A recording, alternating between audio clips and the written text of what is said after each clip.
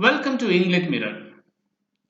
This is an analysis of the first chapter of A.C. Bradley's Shakespearean tragedy, published in 1904. A.C. Bradley was an English literary scholar, best remembered for his work on Shakespeare. A tragedy is a story of exceptional calamity leading to the death of a man in high estate. And we may say instead that the story is one of human actions producing exceptional calamity and ending in the death of such a man. Who are the combatants in this conflict? Not seldom, the conflict may quite naturally be conceived as lying between two persons, of whom the hero is one, or more fully, as lying between two parties or groups, in one of which the hero is the leading figure. Or if we prefer to speak of the passions, tendencies, ideas, principles, forces which animate these persons or groups, we may say that two of such passions or ideas regarded as animating two persons or groups are the combatants. No doubt, most of the characters in Hamlet, King Lear, Othello, or Antony and Cleopatra can be arranged in opposed groups, and no doubt there is a conflict, and yet it seems misleading to describe this conflict as one between these groups. There is an outward conflict of persons and groups. There is also a conflict of forces in the hero's soul, and even in Julius Caesar and Macbeth, the interest of the former can hardly be said to exceed that of the later. The truth is that the type of tragedy in which the hero opposes to a hostile force an undivided soul is not the Shakespearean type. The soul of those who contend with the hero may be thus undivided. They generally are, but as a rule, the hero, though he pursues his fated way, is at least at some point in the action, and sometimes at many, torn by an inward struggle. And it is frequently at such points that Shakespeare shows his most extraordinary power. If further we compare the earlier tragedies with the later, we find that it is in the later, the maturest works, that this inward struggle is most emphasized. In the last of them, Coriolanus, its interest completely eclipses towards the close of the play that of the outward conflict. Romeo and Juliet, Richard III, Richard II, where the hero contends with an outward force, but comparatively little with himself, are all early plays. If we are to include the outer and the inner struggle in a conception more definite than that of conflict in general, we must employ some such phrase as spiritual force. This will mean whatever forces act in the human spirit, whether good or evil, whether personal passion or impersonal principle, doubts, desires, scruples, ideas, whatever can animate, shake, possess, and drive a man's soul. In a Shakespearean tragedy, some such forces are shown in conflict. They are shown acting in men and generating strife between them. We have seen already that the hero with Shakespeare is a person of high degree or of public importance, and that his actions or sufferings are of an unusual kind. But this is not all. His nature also is exceptional and generally raises him in some respect much above the average level of humanity. In almost all we observe a marked one-sidedness, a predisposition in some particular direction, a total incapacity in certain circumstances of resisting the force which draws in this direction, a fatal tendency to identify the whole being with one interest, object, passion, or habit of mind. This, it would seem, is for Shakespeare the fundamental tragic trait. It is present in his early heroes, Romeo and Richard II, infatuated men who otherwise rise comparatively little above the ordinary level. It is a fatal gift, but it carries with it a touch of greatness, and when there is joined to it nobility of mind, or genius, or immense force, we realize the full power and reach of the soul, and the conflict in which it engages acquires that magnitude which stirs not only sympathy and pity, but admiration, terror. Dramas like Cymbeline and The Winter's Tale, which might seem destined to end tragically but actually end otherwise, owe their happy ending largely to the fact that the principal characters fail to reach tragic dimensions. One reason why the end of The Merchant of Venice fails to satisfy us is that Shylock is a tragic character, and that we cannot believe in his accepting his defeat and the conditions imposed on him. This was a case where Shakespeare's imagination ran away with him, so that he drew a figure with which the destined pleasant ending would not harmonize. In the circumstances where we see the hero placed, his tragic trait, which is also his greatness, is fatal to him. To meet these circumstances, something is required which a smaller man might have given, but which the hero cannot give.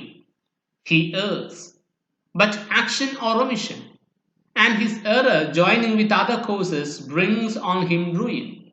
This is always so with Shakespeare.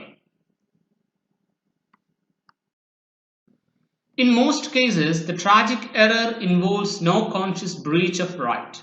In some, example that of Brutus or Othello, it is accompanied by a full conviction of right. In Hamlet, there is a painful consciousness that duty is being neglected. In Antony, a clear knowledge that the worst of two courses is being pursued. But Richard and Macbeth are the only heroes who do what they themselves recognize to be villainous. Shakespeare gives Richard therefore a power which excites astonishment, and a courage which exalts admiration. He gives to Macbeth a similar, though less extraordinary, greatness, and adds to it a conscience so terrifying in its warnings and so maddening in its reproaches that the spectacle of inward torment compels a horrified sympathy and awe which balance, at the least, the desire for the hero's ruin. The tragic hero with Shakespeare then need not be good, though generally he is good and therefore at once wins sympathy in his error. In the first place, a Shakespearean tragedy is never, like some miscalled tragedies, depressing. Secondly, what I venture to describe as the center of the tragic impression, this central feeling is the impression of waste. With Shakespeare, at any rate, the pity and fear which are stirred by the tragic story seem to unite with, and even to merge in, a profound sense of sadness and misery, which is due to this impression of waste. Tragedy is the typical form of this misery, because that greatness of soul which exhibits oppressed, conflicting, and destroyed is the highest existence in our view. It forces the mystery upon us, and it makes us realize so vividly the worth of that which is wasted that we cannot possibly see comfort in the reflection that all is vanity. The Elizabethan drama was almost wholly secular, and while Shakespeare was writing, he practically confined his view to the world of non-theological observation and thought, so that he represents it substantially in one and the same way whether the period of the story is pre-Christian or Christian. He looked at this secular world most intently and seriously, and he painted it.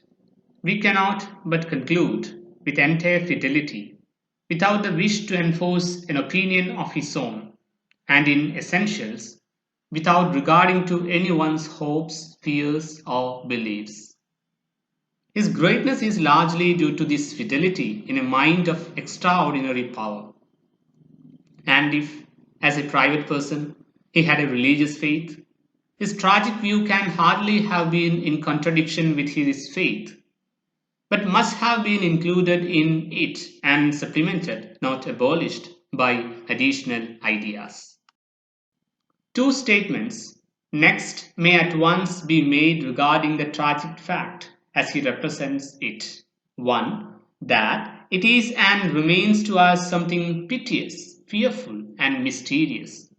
The other, that the representation of it does not leave us crushed, rebellious, or desperate.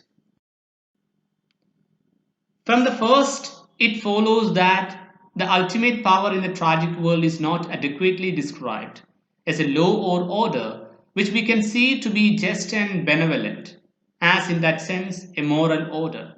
For in that case, the spectacle of suffering and waste could not seem to us so fearful and mysterious as it does. And from the second, it follows that this ultimate power is not adequately described as a fate, whether malicious and cruel, or blind and indifferent to human happiness and goodness, for in that case the spectacle would leave us desperate or rebellious. Yet one or other of these two ideas will be found to govern most accounts of Shakespeare's tragic view or world. Whatever may be said of accidents, circumstances, and the like, human action is, after all, presented to us as a central fact in tragedy, and also as the main cause of the catastrophe. The critical action is in greater or less degree wrong or bad. The catastrophe is, in the main, the return of this action on the head of the agent. It is an example of justice and that order which, present alike within the agents and outside them, infallibly brings it about, is therefore just. The rigor of its justice is terrible, no doubt, for a tragedy is a terrible story, but in spite of fear and pity, we acquiesce because our sense of justice is satisfied. It is a mistake to use at all these terms of justice and merit or desert, and this for two reasons. In the first place, essential as it is to recognize the connection between act and consequence, and natural as it may seem in some cases, example Macbeth's, to say that the doer only gets what he deserves, yet in very many cases to say this would be quite unnatural. But in the second place, the ideas of justice and desert are, it seems to me, in all cases, even those of Richard III and of Macbeth and Lady Macbeth, untrue to our imaginative experience.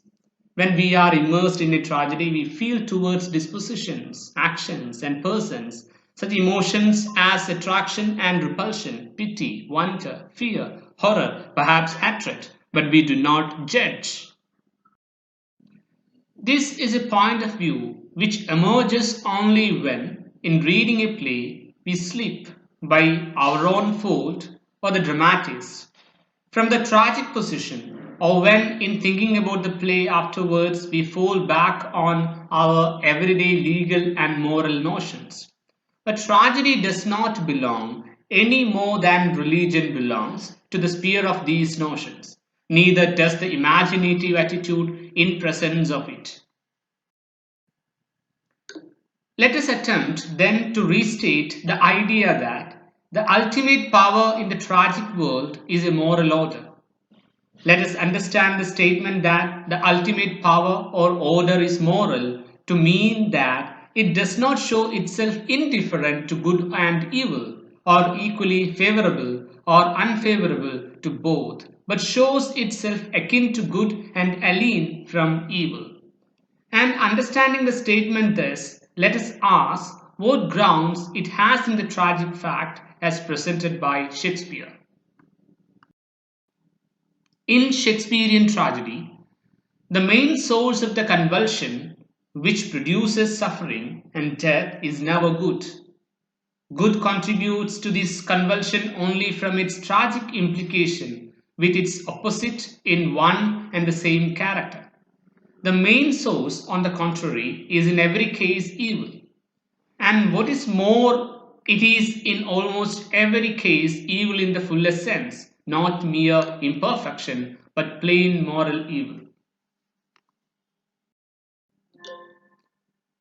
The love of Romeo and Juliet condemns them to death only because of the senseless hatred of their houses. Guilty ambition, seconded by diabolic malice and issuing in murder, opens the action in Macbeth. Iago is the main source of the convulsion in Othello. Goneril, Regan, and Edmund in King Lear. Julius Caesar is the only tragedy in which one is even tempted to find an exception to this rule. Shakespeare was not attempting to justify the ways of God to men or to show the universe as a divine comedy. He was writing tragedy, and tragedy would not be tragedy if it were not a painful mystery. Nor can he be said even to point distinctly, like some writers of tragedy, in any direction where a solution might lie. Thank you for watching this video.